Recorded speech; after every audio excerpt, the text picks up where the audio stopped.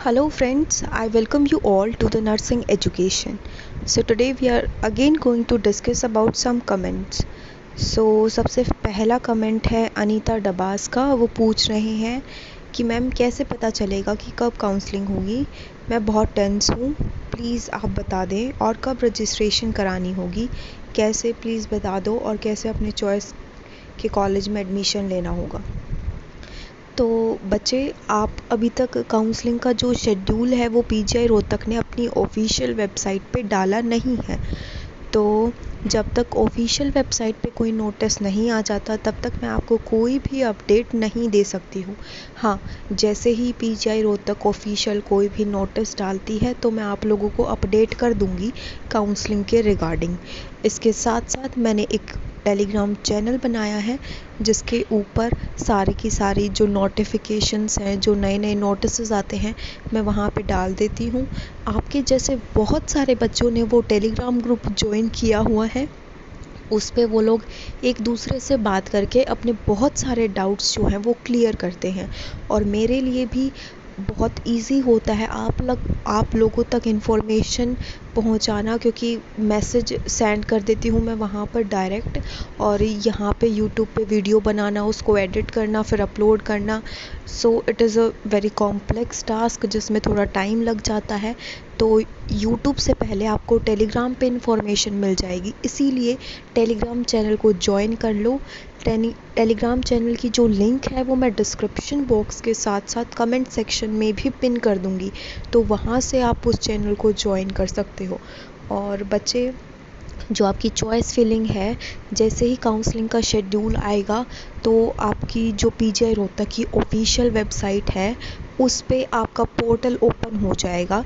वहाँ पे आपको अपना आईडी और पासवर्ड लॉगिन करके ऑनलाइन चॉइस फिलिंग करनी होती है।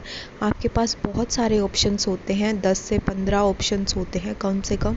उन सारे आप कितने भी कॉलेजेस को सिलेक्ट कर सकते हो अपनी प्रायोरिटी के वाइज। फॉर एग्ज़ाम्पल, फर्स्ट पे आप उस कॉलेज को फिल करोगे जिसमें आप सबसे पहले एडमिशन लेना चाहते हो, सेकंड पे उसको जिसमें फ़र्स्ट के बाद एडमिशन लेना चाहते हो।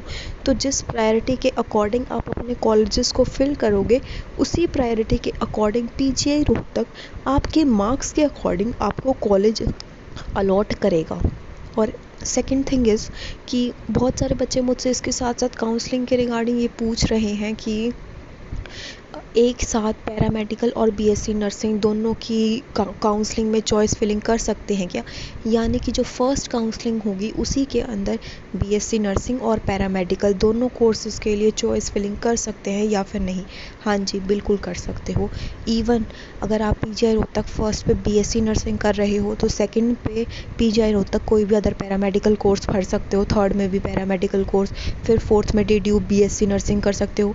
और आप अपने अकॉर्डिंग अपनी चॉइस फिलिंग कर सकते हो, और एक ही टाइम पे आप डीडीयू, करनाल, अदर की जितने भी कॉलेजेस हैं उन सबको फिल कर सकते हो। और इसके साथ साथ जितने भी कोर्सेज़ हैं जिनमें आप फिलिंग हो एडमिशन लेने के लिए, उन सभी कॉलेजेस को एक आप जो है वो एक काउंसलिंग में फ़िल कर सकते हो। आपको नेक्स्ट काउंसलिंग का वेट करने की ज़रूरत नहीं है अपनी चॉइस फिलिंग के लिए, अगर आपको किसी और अदर पैरामेडिकल कोर्स में भी एडमिशन लेना है तो। So it's all upon you कि आप अपनी चॉइस फिलिंग कैसे करते हो। इसके साथ साथ जैसे ही आप अपनी चॉइस फिलिंग कर दोगे, आपके पास 2 या 3 दिन का टाइम होगा चॉइस फिलिंग करने का। चॉइस फिलिंग जब आप कर दोगे तो उसके बाद 2-3 दिन बाद पीजीआई रोहतक ऑफिशियल रिज़ल्ट निकाल देगा। उस रिज़ल्ट में आपका पूरा नाम होगा और आपके नाम के आगे लिखा होगा कि आपको कोई कॉलेज अलॉट हुआ है या फिर नहीं, और अगर अलॉट हुआ है तो उस कॉलेज का नेम लिखा होता है। उस पीडीएफ के थ्रू आप सबको पता चल जाता है कि किस बच्चे को कौन सा कॉलेज अलॉट हुआ है और किस बच्चे को कॉलेज अलॉट हुआ ही नहीं है। कॉलेज अलॉट उन बच्चों को नहीं होता है जो चॉइस फिलिंग में कम कॉलेजेस को फिल करते हैं, और उनके मार्क्स के अकॉर्डिंग फिर अगर वो उनको कॉलेज नहीं मिलता है तो फिर उनको कोई और कॉलेज भी नहीं मिलता है। मैं आप लोगों को ये बात बता दूं कि जिन कॉलेजेस को आप फिल करोगे सिर्फ उन्हीं में आपका एडमिशन होगा। ऐसा बिल्कुल भी नहीं होगा कि अगर पीजीआई रोहतक आपने कुछ प्राइवेट कॉलेजेस को फिल किया हुआ है और उसमें आपका एडमिशन नहीं हुआ तो पीजीआई रोहतक अपनी मर्ज़ी से आपको किसी भी कॉलेज में डाल देगा। नहीं, चॉइस फिलिंग में आप जिन जिन कॉलेजेस को फिल करोगे सिर्फ उनमें आपकी रैंक के अकॉर्डिंग आपको अलॉट किया जाएगा। अगर आपकी रैंक के अकॉर्डिंग उस कॉलेज में सभी कॉलेजेस में आपका एडमिशन होना पॉसिबल नहीं हुआ तो आपको फ़र्स्ट काउंसलिंग में सीट अलॉट नहीं होगी। फिर आपको दोबारा से सेकंड काउंसलिंग में पार्ट लेना होगा और दोबारा से बहुत सारे कॉलेजेस की चॉइस फिलिंग करनी होगी ताकि आपका एडमिशन हो जाए। इसके साथ साथ जो आपकी फ़र्स्ट काउंसलिंग होगी, आपकी चॉइस फिलिंग के बाद आपको फॉर एग्ज़ाम्पल कॉलेज अलॉट हो गया है, आपने अपना पीडीएफ में रिज़ल्ट चेक कर लिया है, वहाँ पे आपको कोई भी कॉलेज अलॉट हो गया है, फॉर एग्ज़ाम्पल पीजीआई रोहतक या फिर केवीएम नर्सिंग कॉलेज रोहतक या कोई भी कॉलेज, तो उसके बाद आपको जो है वो फ़िज़िकल डॉक्यूमेंट वेरिफ़िकेशन करवानी होती है। फ़िज़िकल डॉक्यूमेंट वेरिफ़िकेशन से पहले आपको कुछ पैसे भरने होते हैं। जो आपके पास नोटिस आता है, फ़ीस कुछ 15,000 या फिर 10,000 फिल करनी होती है ऑनलाइन। पीजीआई रोहतक को आपने ड्राफ्ट भेजना होता है। तो वो प्रोसीजर होने के बाद आपकी सीट कंफर्म हो जाती है और आपका उस कॉलेज में एडमिशन हो जाएगा। बट उससे पहले आपको क्या करना होगा, उससे पहले एडमिशन कंफर्म जब होता है जब आप फ़िज़िकल डॉक्यूमेंट वेरिफ़िकेशन करवा देते हो पीजीआई रोहतक में। हर कॉलेज, चाहे आपका एडमिशन किसी भी कॉलेज में हुआ हो, लेकिन आपका जो डॉक्यूमेंट वेरिफ़िकेशन है वो पीजीआई रोहतक में ही होगा। बाकी काउंसलिंग का जितना भी प्रोसीजर है वो सब ऑनलाइन होता है, for example choice filling, result. But जो ये फ़िज़िकल डॉक्यूमेंट वेरिफ़िकेशन है ये एक ऑफ़लाइन प्रोसीजर है जो कि पीजीआई रोहतक के डीन ऑफिस में होता है। तो आप लोगों को काउंसलिंग के दिन जो है वो पीजीआई रोहतक में जाना होता है और वहाँ पे जब आप पीजीआई रोहतक में जाते हो डीन ऑफिस में तो आप लोगों को अलग अलग दिन बुलाया जाता है। फॉर एग्ज़ाम्पल आपके मार्क्स के अकॉर्डिंग बुलाया जाता है। जिन बच्चों के मार्क्स 70 या 80 से ऊपर है उनको एक दिन बुलाया जाता है। फिर जिनके मार्क्स 70-80 से कम है उनको नेक्स्ट डे बुलाया जाता है ताकि पीजीआई रोहतक में ज़्यादा भीड़ इकट्ठी ना हो। और ऐसा होता है कि कई बार अगर ज़्यादा बच्चे आ जाते हैं तो सबका डॉक्यूमेंट वेरिफ़िकेशन हो नहीं पाता है और फिर उनको बाद में अगले दिन बुलाना पड़ता है। इसीलिए पीजीआई रोहतक ने बच्चों को डिवाइड कर दिया है काउंसलिंग के लिए।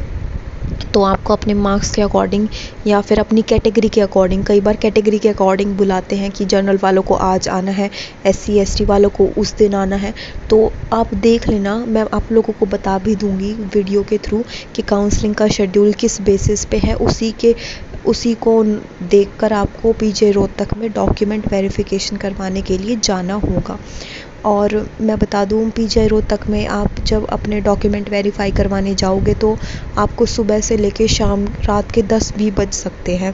ऐसा नहीं आप जाओगे और आपका डॉक्यूमेंट वेरिफ़िकेशन हो जाएगा। बहुत कॉम्प्लेक्स प्रोसीजर है वो। आप लोगों को ऊपर लाइब्रेरी टाइप कुछ है वहाँ पर बिठाते हैं। बहुत सारी 2-3 जगह आपको अपने डॉक्यूमेंट्स अलग अलग जगह वेरीफाई करवाने होते हैं आपको। बट आपको बैठने की, सिर्फ बच्चों के लिए बैठने की जगह अवेलेबल है वहाँ पे लाइब्रेरी में। लेकिन जब आपके पेरेंट्स आपके साथ जाएंगे तो उन पेरेंट्स के लिए पार्क है सामने, पेरेंट्स जो हैं वो पार्क में बैठ सकते हैं। और आप लोगों को मैं ये सजेस्ट करूँगी कि अगर आप के पेरेंट्स आपके साथ जा रहे हैं तो उनको आप मैट जो होता है या फिर चटाई जिसको हम बोलते हैं वो अपने साथ लेकर जाएं। और क्योंकि पार्क में कई बार गीली मिट्टी होती है तो वहाँ पे बैठना पॉसिबल नहीं हो पाता, तो इसीलिए आप लोग कुछ मैट्रेस वगैरह वहाँ पे लेकर जाएं ताकि आप लोग कंफर्टेबल बैठ सकें। क्योंकि सुबह से लेके शाम तक, शाम भी हो सकती है डॉक्यूमेंट वेरीफाई करवाने के लिए। और आप अपना घर का खाना लेकर जा सकते हैं साथ में, क्योंकि अप्रोक्स आपको एक दिन लगने वाला है। किसी का जल्दी भी हो जाता है, फॉर एग्ज़ाम्पल 2 बजे 3 बजे, किसी का लेट भी होता है, रात के 10 भी बज जाते हैं। तो इट ऑल डिपेंड्स अपॉन कि आपके मार्क्स कितने हैं या फिर आप किस कैटेगरी से बिलोंग करते हैं। तो इसलिए आप अपना खाना पीना, वैसे तो आसपास टक शॉप्स भी होती हैं बट वहाँ पे थोड़ा सा कॉस्टली मिलता है। तो आप अपने घर का खाना लेकर जा सकते हैं, अपने लिए बैठने के लिए जो चटाई, कारपेट या फिर कुछ भी लेकर जा सकते हैं। इसके साथ साथ अपना ड्रिंकिंग वाटर लेकर जा सकते हैं। और वैसे चेयर्स कई बार प्रोवाइड करवा दी जाती है काउंसलिंग के दौरान। पीजीआई रोहतक जो है वो वहाँ पर चेयर्स प्रोवाइड करता है पेरेंट्स को, बट हर बार ये पॉसिबल नहीं हो पाता है। तो कई बार अगर आपको चेयर ना मिलेगी तो आप अपना मटेरियल जो अपने साथ लेकर गए हैं उसका यूज़ कर सकती हैं। तो अगर चेयर ना मिली तो आप वो यूज़ कर लेना, और अगर चेयर मिल जाए तो आप चेयर का भी यूज़ कर सकते हैं। बट बात ये होती है कि बेशक आपको चेयर मिल जाए बट पूरे दिन चेयर पे बैठना भी पॉसिबल नहीं हो पाता है, तो आप लोग देख लीजिएगा।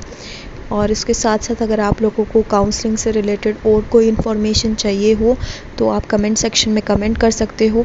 लेकिन मैं अगेन आपको बोल रही हूँ कि अभी भी काउंसलिंग का कोई भी ऑफिशियल नोटिफिकेशन नहीं आया है। जैसे ही आएगा मैं वीडियो बना दूँगी, टेलीग्राम चैनल पे डाल दूँगी। तो इसीलिए टेलीग्राम चैनल को भी फॉलो कर लो, ज्वाइन कर लो उसको, यूट्यूब चैनल को सब्सक्राइब कर लो, नोटिफिकेशन के बेल आइकन को दबा दो। और हाँ, इतनी मेहनत कर रही हूँ आप सब के लिए, तो कमेंट करना, लाइक करना, मेरे वीडियो को शेयर करना तो बनता ही है। सो in the end I just want to say to all of you that thank you for watching my video, and don't forget to like, comment, share or subscribe Nursing Education.